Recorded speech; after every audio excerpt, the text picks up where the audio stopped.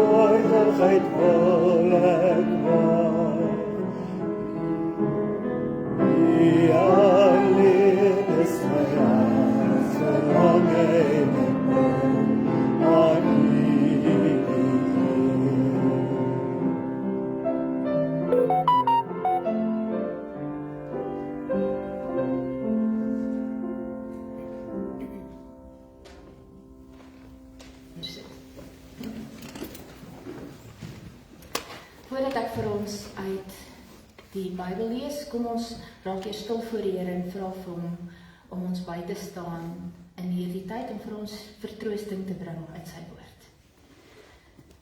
Here ons God, dit bly vir ons 'n voorreg. Somtyds ook maar 'n voorreg met 'n bietjie swaar en seer. As ons hier in die huis bymekaar is. En vanoggend is so 'n oggend waar ons hier bymekaar is om u troos te soek. Om te luister na dit wat u vir ons wil sê en dit wat u vir ons wil oopsluit en die hoop wat u vir ons wil gee. Dankie Here dat ons te midde van afskeid en hartseer en trane kan besef dat u vir ons oneindig goed is. Dat u 'n familie tot hier gebring het en dat u vir hulle nie los nie, maar saam met hulle die pad verder stap. Here, dat u genade so groot is, dat u saam met hom die pad gestap het na sy huis toe, en saam met hulle die oorblywende pad vir hulle stap. Dat ons op u kan vertrou vir die sorg en die genade en die liefde.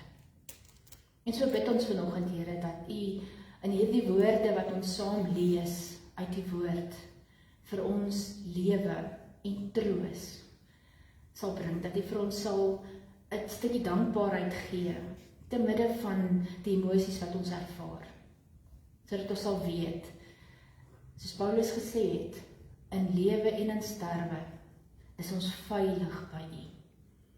Want om te lewe is vir my Christus, en om te sterf is vir my wins.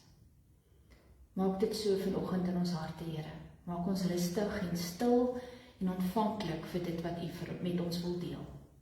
Dit bid ons in die naam van Jesus ons Here. Amen. Ons skriflesing vanoggend kom uit Lukas 23. Ons het onlangs ook Paasfees gevier en Paasfees waar ons juis ook gelees het van Jesus se sterwe. So ek lees vir ons vanoggend die gedeelte waar Jesus sterwe en waar hy begrawe word in Lukas 23. Dit was omtrent 12:00. Toe kom daar 'n duisternis oor die hele land en dit het tot 3:00 geduur. Die son het opgehou om te skyn. Die voorhangsel in die tempel het middeldeur geskeur. Jesus het hard uitgeroep: Vader, in u hande gee ek my gees oor. Na hierdie woorde het hy sy laaste asem uitgeblaas. Toe die offisier sien wat gebeur het, het hy God geprys en gesê, hierdie man was werklik onskuldig. Al die mense wat saamgedrom het om na die skouspel te kyk en gesien het wat daar gebeur het, het verslae huis toe gegaan. Maar al Jesus se vriende, ook die vroue wat hom van Galilea af gevolg het op 'n afstand bly staan. Hulle het al hierdie dinge gesien. Daar was 'n man met die naam Josef, afkomstig van die Joodse dorpie Arimatea. Hy was 'n goeie en opregte man en het die koms van die koninkryk van God verwag. Hoewel hy 'n lid van die Joodse raad was, het hy nie met hulle besluit en optrede saamgestem nie. Hierdie man het na Pilatus toe gegaan en die liggaam van Jesus gevra. Nadat dit van die kruis afgehaal is, het hy dit in linne toegedraai en in 'n rotsgraf neergelê, waarin dit nog nooit tevore iemand begrawe is nie.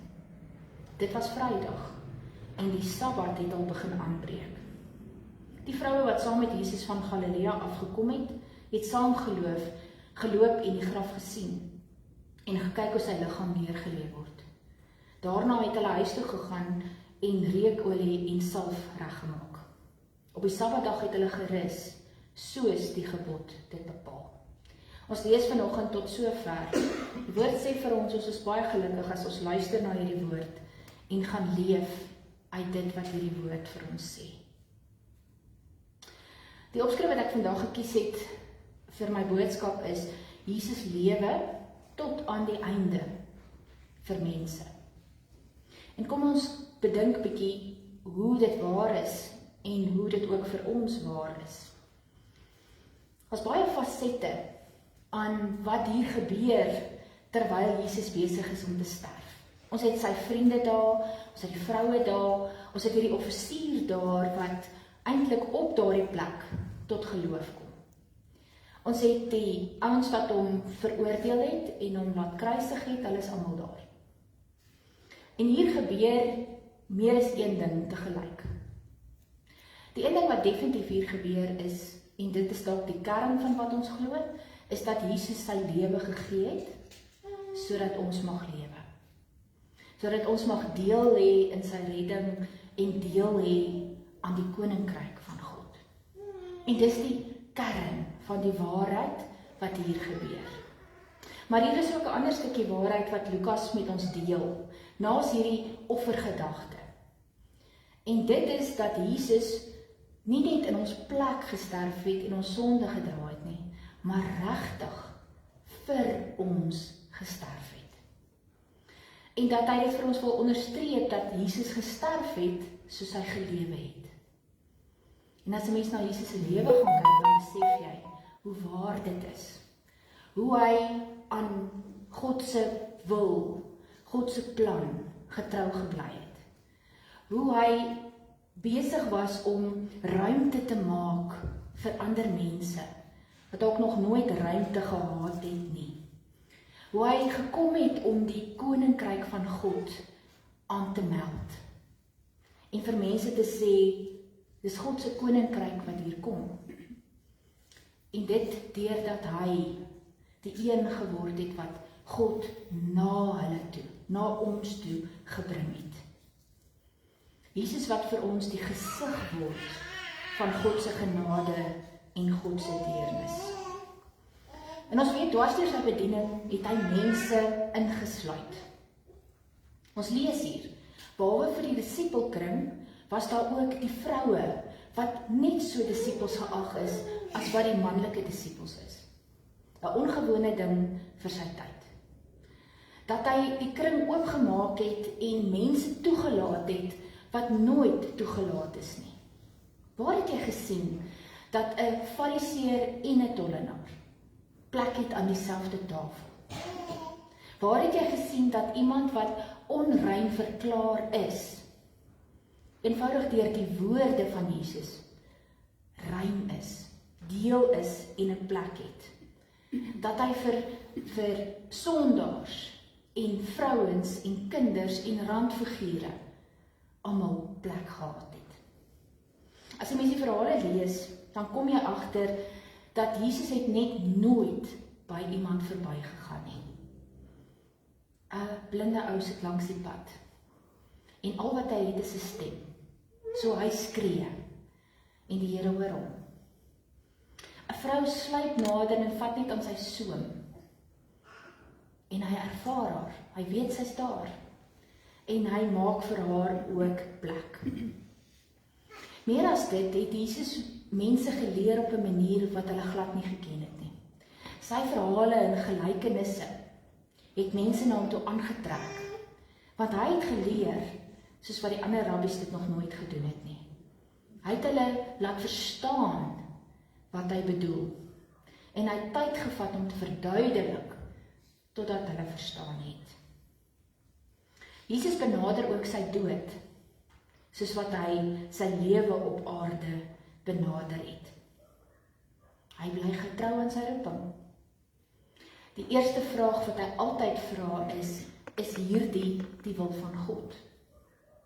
Hy bly in gesprek met sy Vader die hele tyd. Niks wat hy doen val buite hierdie opdrag wat sy Vader vir hom gegee het nie. En die koninkryk en sy waardes bly vir hom die belangrikste. En dan die belangrikste ding van Jesus wat ons altyd moet sê as mens is dat hy gekom het om te dien en nie gedien te word nie. En aan die kruis is dit die grootste waarheid. Dat hy gekom het om te dien tot in die dood en nie om gedien te word nie. Lukas doen hierdie interessante ding, hy gee vir ons net 3 van die kruiswoorde van die Here. Die eerste 2 en dan die laaste 1. Die eerste kruiswoord onderstreep eintlik hierdie ding wat ons die hele tyd sê, dat Jesus gesterf het soos hy gelewe het. Hy sê, Vader, vergeef hulle, want hulle weet nie wat hulle doen nie. Sien net die genade. Hoor net die liefde. As Jesus sterwend vir sy Vader bid, vergeef hulle, want hulle weet nie wat hulle doen nie. En hy bid dit vir ouens wat glad nie die genade van die Here verdien nie. Dis die ouens wat agteraf gereël het dat hy aangekla word, dat hy vals aangekla word en dat hy ter dood veroordeel word en dat hy hierdie verskriklike dood sterf aan die kruis. Hierdie totale vernedering van 'n absolute misdadiger. En sy woorde, sy eerste woorde aan die kruis is, Vader, vergeef hulle want hulle weet nie wat hulle doen nie. Selfs aan die kruis is hy nie besig om oor homself te dink en homself jammer te kry nie. Maar dink hy aan hulle wat dit nodig het om te hoor, dat hulle Vader het, en dat daar vir hulle vergifnis is, en dat hierdie verskriklike ding wat hulle gedoen het, hulle nie moet definieer nie. Dat hulle by dit kan verwygaan. Sy disippels moes dit hoor. Almal wat weggehardloop het en gaan wegkruip het, moes dit hoor. Vader, vergeef hulle, want hulle weet nie wat hulle doen nie. Dit is nie wonderlik om te besef, dis hoe God se genade en dis hoe sy vergifnis werk nie. Daar's niks in ons lewens wat so verskriklik is, so misdadig is, dat dit ons kan weghou van God en sy genade en sy koninkryk nie. Jesus se sterwoorde herinner ons daaraan, dat hy plek maak vir ons, dat hy vergewe het, terwyl hy gespot is, en gestraf is, en mishandel is. Sy tweede kruiswoord is gerig op een van die manne wat langs hom hang, wat in sy nood sê, dink net aan my asseblief. En dan sê die Here vir hom, vandag sal jy saam met my in die paradys wees. Net nog 'n bewys van dit wat Jesus geleef het, wat hy vir ons kom wys het, wat hy verkondig het, dit gebeur, terwyl hy aan die kruis hang.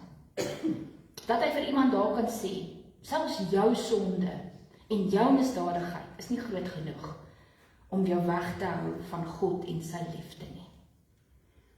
Dat Jesus selfs met die laaste asem wat hy het vir iemand kan sê, Jy kan vergewe word. Jy kan deel wees. Jy kan my koninkryk beerwe. Mens besef net, Jesus het tot op die einde, tot by sy laaste asem, absoluut geleef wat hy verkondig het. En daarom kan ons sy woorde aanneem en dit ons eie maak. Die 7de kruiswoord kom uit Psalm 31 vers 6. Psalm 31 is 'n Psalm van Dawid. Dis 'n gebed van Dawid, waar hy vir die Here vra, ek het my lewe in jou hande geplaas. Beskerm my, wees vir my 'n beskutting, wees vir my die rots waar ek kan gaan skuil. Moet my nie verlaat nie.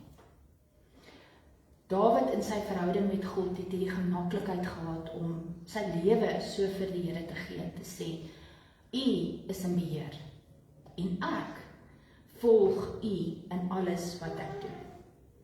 Dis 'n gebed sodat die Here beheer vat en beheer behou en saam met Dawid die pad stap en hom beskerm en vir hom wysheid gee. En Jesus het vir ons kom wys dat hy selfs hierdie woorde op hom van toepassing maak. En dat hy deur die manier wat hy geleef het en gebid het en in gesprek was met sy Vader, vir ons presies kom wys het, wat beteken dit as jy jou lewe vir die Here gee? Dat die Here is beskikbaar, hy is die rots, hy is die een wat jou beskerm en saam met jou die pad loop. En Jesus kom wys vir ons ook in hierdie laaste woord, hoe belangrik dit is, dat jou hele lewe, tot by jou laaste asem, is 'n gebed, is verbind aan God. En gebed is die kern van wat ons doen, wanneer ons voor God staan. Psalm 31 praat van geloof en vertroue. En dat jy God sien as die rots waarop jy jou lewe bou. En Jesus sluit die 7 kruiswoorde af. En hy sê, Vader, in U hande gee ek my gees oor. Nou, ek het vandag 'n gedeelte van Psalm 31 hier neergeskryf. En vergun my die voorreg om dit vandag aan Ben Oosthuizen op te dra. Want in al hierdie goed wat ek vandag gesê het, is daar stukke groot waarheid oor wie hy was en hoe hy sy lewe geleef het. Gebed was vir hom asemhaal. 'n Lewe voor God was vir hom die natuurlikste ding. En of dit met hom goed gegaan het en of dit met hom sleg gegaan het, dit was waar sy krag vandaan gekom het, God was sy rots.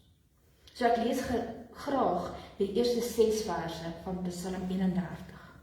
Met die opskrif, my tye is in die hand. Vir die koorleier Psalm van Dawid. By U Here skuil ek. Laat my nooit teleurgesteld staan nie. Bevry my, want U is getrou. Luister na my, red my tog. Wees vir my 'n rots om na te vlug, 'n bergvesting om my te red. Ja, U is my rots en my bergvesting. Terwille van U naam sal U my voorgaan en my lei. Bevry my uit die vangnet van hulle wat hulle vir my gestel het, want U is my toevlug. In U hande gee ek my lewe oor, want Here, troue God, U het my vrygemaak. En ek wil vers 6 aan hom opdra. In U hande gee ek my lewe oor, want Here, troue God, U het my vrygemaak. Dis ook hoe Ben Oosthuizen geleef het, en dis hoe hy gestaan het. Met die wete dat hy nie alleen in die pad stap nie, dat hy nie alleen was in sy swaar kry en sy siekte nie, en dat hy geweet het, as hy so daar deur daai deur van die dood gaan, laat hy almal van julle, vir wie hy ontsettend lief was, in die Here se hand, en bid hy vir julle toe, wat hy ook vir homself gebid het. In die hande gee ek ook my familie oor aan U. Want Here, troue God, U het ons almal vrygemaak. Sy voorbeeld, sy geloof, sy vertroue in die Here ten spyte van wat die lewe aan hom gedoen het, moet ons almal inspireer. Hy het ook gesterf soos wat hy geleef het. In die voetspore van sy Here. In vertroue, en in 'n diep geloof, en in gesprek met sy Here. En daarvoor kan ons vandag vir die Here dankie sê.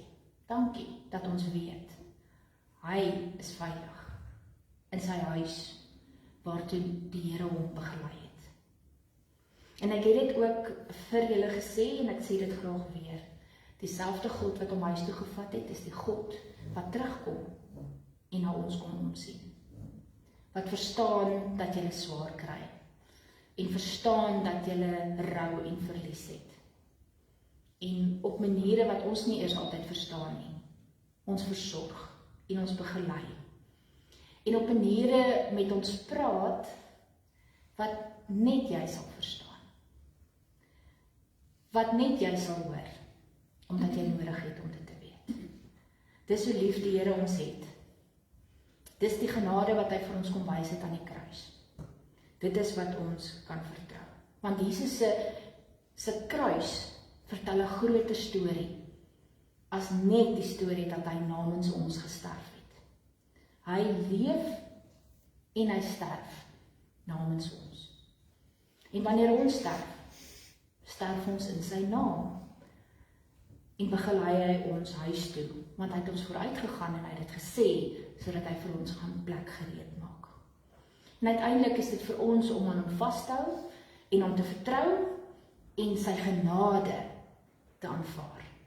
En te sê, Here, in U hande gee ek my lewe oor. Want U kan ek vertrou. U het vir my kom wys wie U is. U het vir my die gesig van genade kom wys. Was nie anders as wat hy die hele tyd gesê het hy is nie. En ek kan U vertrou en ek kan my lewe vir U gee. Jesus sterwe is nie net belangrik omdat hy in ons plek kom sterf het nie, maar omdat hy bereid is om saam met ons te leef en saam met ons deur die dood te stap. Sy lewe en sy dood praat net een verhaal. Wys vir ons net een gesig, en dis die gesig van genade wat God vir ons kom wys het. Terwille van mense, terwille van ons, terwille van ons hoop, terwille van ons ewigheid, terwille van die koninkryk van God. Het hy rotsvas vertrou op die God van genade en die God van liefde. En as 'n mens nou twee goed vanoggend hier moet uithaal, terwille van ons wat nog hier is, en ons wat moet lewe, dan wil Jesus se sterwe vir ons leer, dat die kern van waarmee ons besig moet wees in hierdie lewe, is om in gesprek met God te leef. Om so te leef dat jy die heeltyd weet, jy staan voor hierdie genadige God. 'n God wat jou aanvaar en jou liefhet, en wat saam met jou die pad stap, en eintlik saam met jou die pad sal stap. 'n God met wie jy alles kan deel in jou lewe, waar jy jou krag kan gaan soek, waar jy kan gaan skuil as jy dit nodig het, wie jy kan vertrou om vir jou ook die toekoms oop te sluit. En daarom kan ek vandag met vertroue sê, God sal vir julle die toekoms oopsluit. Hy sal vir julle die wysheid gee om te weet wat sy volgende tree. Vertrou hom en stap saam met hom die pad. Vertrou sy genade en sy liefde en gaan gee vir hom dit wat vir jou te veel is om te dra, sodat hy jou kan dra en sterk maak en vir jou genade gee. En uiteindelik moet ons by Jesus 'n ander ding leer. Hy het sy voetspore so daar gelos, sodat ons in sy voetspore kan loop. Ons wat ook die navolgers van Jesus is. Ons moet iets weerspieël, iets weerkaats van dit wat Jesus was. En ons het vandag gehoor, en tyd was hy dieselfde. Was hy daar vir mense? Is sy liefde net so onbeskryflik groot gewees vir mense? En daar was niemand wat te sleg was om deel van sy kring te wees nie. In die manier wat ons leef, en ja, die manier wat ons sterf, moet ons iets weerkaats van hierdie liefde, en hierdie genade, en hierdie God wat so beskikbaar is, en wat langs ons loop, en ons rots is, en ons veilige skuiling is. En kan ons dit nie waag, moet ons nooit besig wees om oppervlakkig te leef, en nie altyd te besef dat ons voor God leef nie.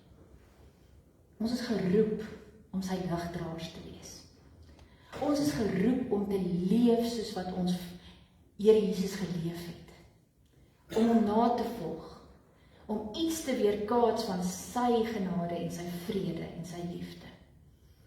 En kom ons doen dit met passie, met inspirasie en in volle vertroue. Want ons weet ook waarheen ons op pad is. Die voetspore lê so voor ons uit. Ons kan dit maar net volg. En ons kan die seën van God wat hierdie voetspore vir ons gelos het vertrou. Dat hy vir ons veilig huis toe sal vat. Vandag wil ek uit my hart uit vir julle sê, ek eer Ben Oosthuizen. In die kort tyd wat ek hom leer ken het, het hy 'n impak gehad op my lewe, op die Bybelstudiegroep, by die gemeente, maniere wat ons nie eers altyd vir mekaar kan sê nie.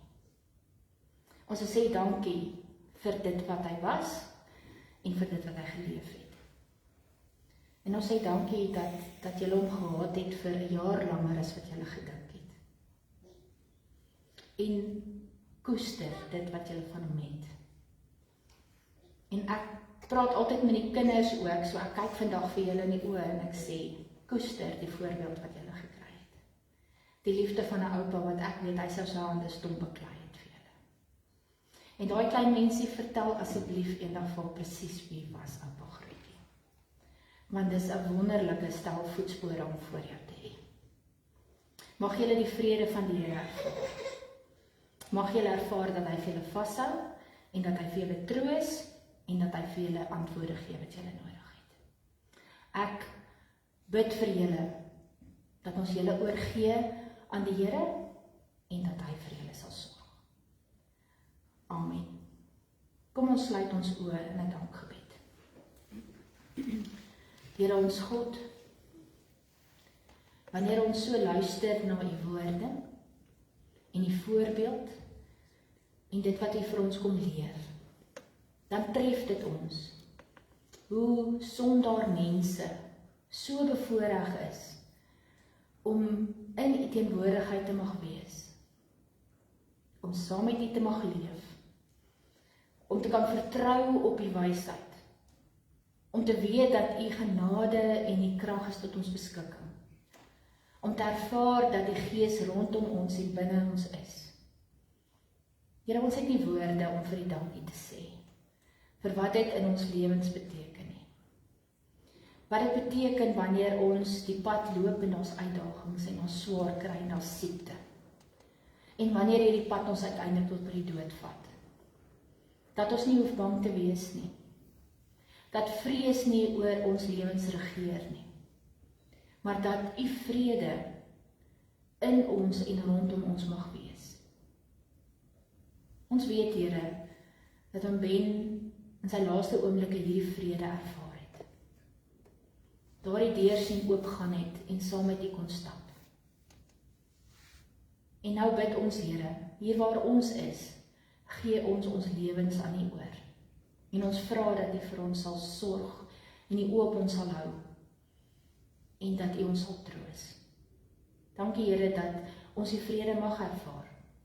Dat ons daarvoor mag bid en weet, u sal dit vir ons gee. U is dieselfde God, wat in die woorde van u Seun gesê het, vergewe hulle, want hulle weet nie wat hulle doen nie. En hy wat sy lewe aan u gegee het. Help ons, Here, om in sy voetspore te loop en opreg getrou aan U te wees in alles wat ons doen. Die dinge bid ons nie omdat ons dit verdien nie, maar uit genade alleen. Amen.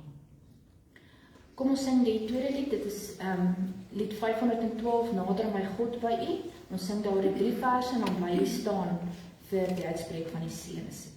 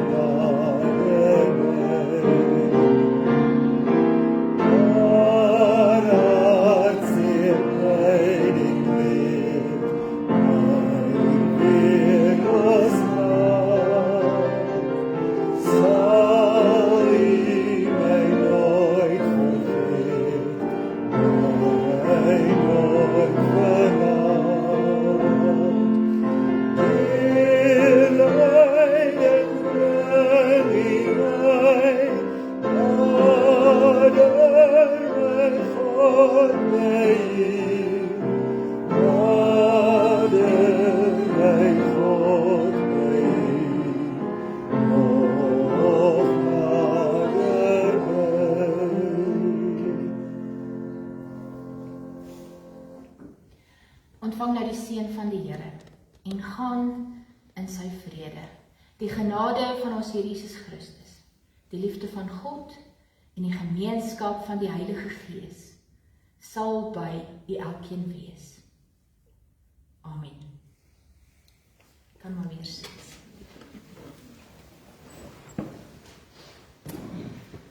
Ek gaan vra dat Johan Laurens na vore kom om vir ons net die bedankingsdiens te doen.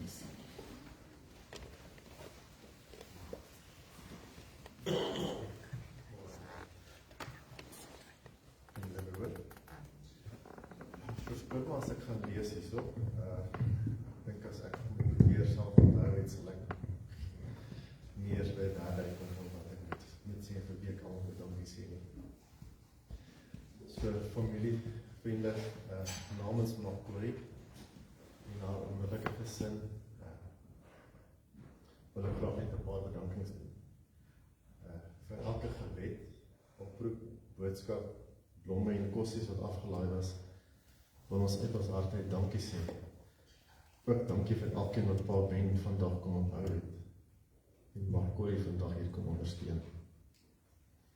Hier is mense wat van ver af gereis het en baie onkoste het aangaan om hier te wees. Baie dankie aan almal. Dan wil ek ook net 'n paar mense spesifiek noem. Rose. Dankie vir al die maande se liefdevolle versorging van Pa Ben. Die ondersteuning van Ma Corrie. Rose het saamgehuil, getroos wanneer dinge te veel geraak het en geraas wanneer die hardkoppige pasiënt nie sy oefeninge wou doen, wou eet of wou saamwerk nie. Ons sal nooit vergeet hoe lief jy vir Pa Ben is nie. Dan aan Jan Swanepoel en Tabor vir elke inloer en al die kere wat hulle gehelp het om Pa Ben te vervoer, hospitaal toe en om hom weer terug by die huis te kry. Jan was sy vriend vir my skoonpa, en niks was ooit te veel moeite nie. Christus se woorde te gebruik. As julle wil weet hoe 'n buurman en Christen moet lyk, dis Jan. So Jan, ons is jou baie verskuldig om heilig. Dan ook aan die dokters en personeel by Pretoria Oos, Unitas en Meelbed Rehabilitasiesentrum. Dit was die rehabilitasiehospitaal. Dankie vir julle liefdesdiens in tye wat Paarden mediese hulp nodig gehad het en vir julle al bystand en die laaste beklei Woensdagoggend, Donderdagoggend. Dan ook aan Dominee Louise, baie dankie vir jou leiding en omgee vir Paarden. Baie dankie vir die boodskap wat u gegee het vandag ook. Ons ouers het in Rietvallei Gesinskerk waarlike geestelike tuiste gevind. En dit was vir ons pa 'n sagte plek waar hy kon vashou en seker wete dat God in beheer is. Hy het die Bybelstudiegroep geniet, toe hy nog kon rondbeweeg, en vreugde gevind in julle byeenkomste en gesprekke. Dan ook aan Tanya en haar span by DAS, dankie vir die eerbied waarmee julle Paarden hanteer het, en dat julle dinge vir ons so 'n klein bietjie makliker gemaak het. Dan ook net aan Michelle, en die diensman by die kerk, die koster en al die dames wat vir ons alles voorberei het. So.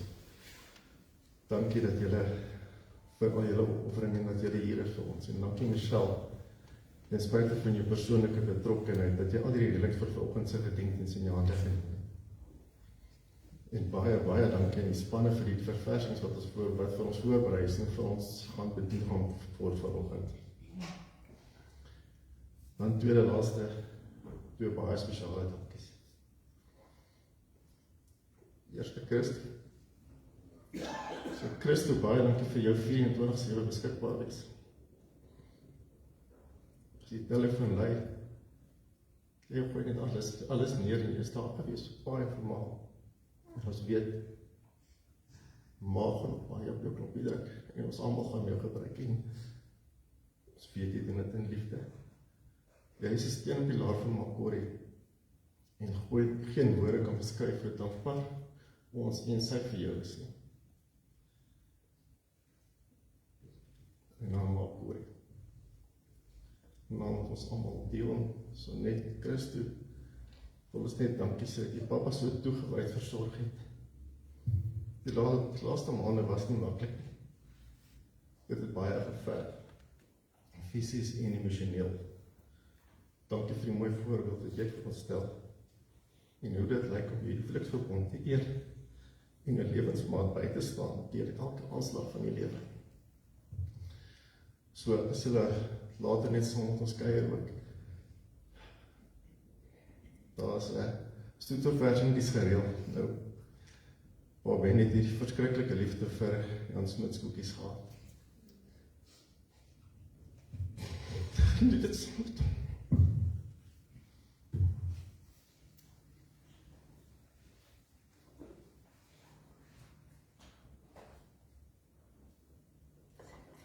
Baie dankie. Want mense verstaan nie hoe moeilik dit is totdat jy hier moet staan nie, So, ek het altyd groot waardering om te sê dankie dat jy dit so goed gedoen het. Vir julle almal, dat julle hier wegstap met harte wat vol is, omdat julle vir hom gedoen het wat julle almal kon. Ek gaan nou vra dat ons die fotobeeld hier voor hierbo 'n bietjie gaan kyk, al die mooi skyfietjies gaan kyk en Hendrik, jy kom die begeleiding doen hier asseblief, terwyl ons na hierdie pragtige reeksie kyk hierbo.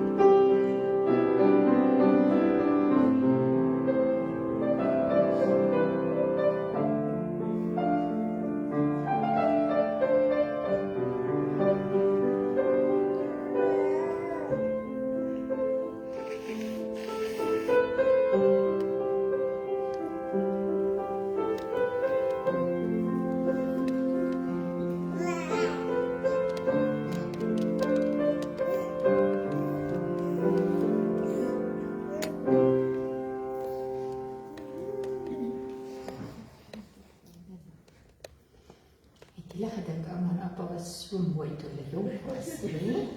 Sjoe, wat 'n spoggerige paartjie. Beautiful, nee? Ja, ons vergeet partymal, hulle was ook net so jonk gewees op 'n punt, nee. Wat 'n wonderlike voorbeeld het julle nie gestel vir julle kinders en kleinkinders nie.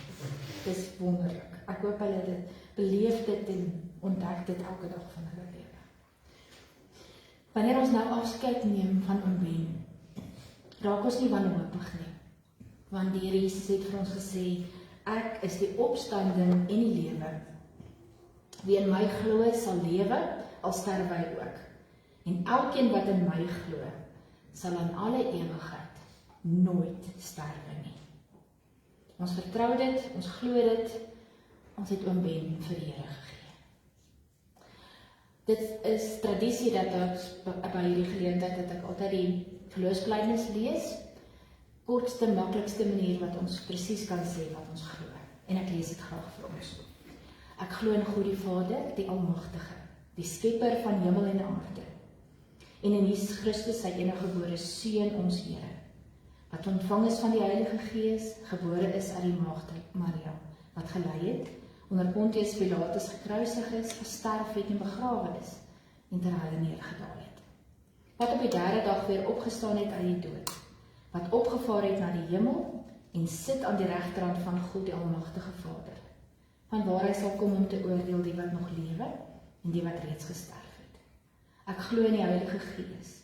Ek glo aan 'n heilige algemene Christelike kerk, die gemeenskap van heiliges, die vergifnis van sondes, die opstanding van die vlees en 'n ewige lewe. Amen. Ek gaan nou vir u uitnooi, hier is blomblaartjies, en waar ons dit gewoonlik of by die graf gedoen het of daar buite gedoen het, doen ons dit nou hier binne, so ek wil die familie uitnooi, en dan almal van u wat graag wil, om hier verby te kom en 'n ou blomblaartjie neer te sit vir oom Ben, en dan kan jy rustig uitbeweeg daar na die saal toe, waar daar vir u heerlike ietsie is om te drink en te eet, en kuier so oomblik by mekaar, want dit is goed om net so vir 'n oomblik, na hierdie baie moeilike oomblikke wat ons gehad het, net te ontspan en by mekaar te wees. So ek nooi graag uit.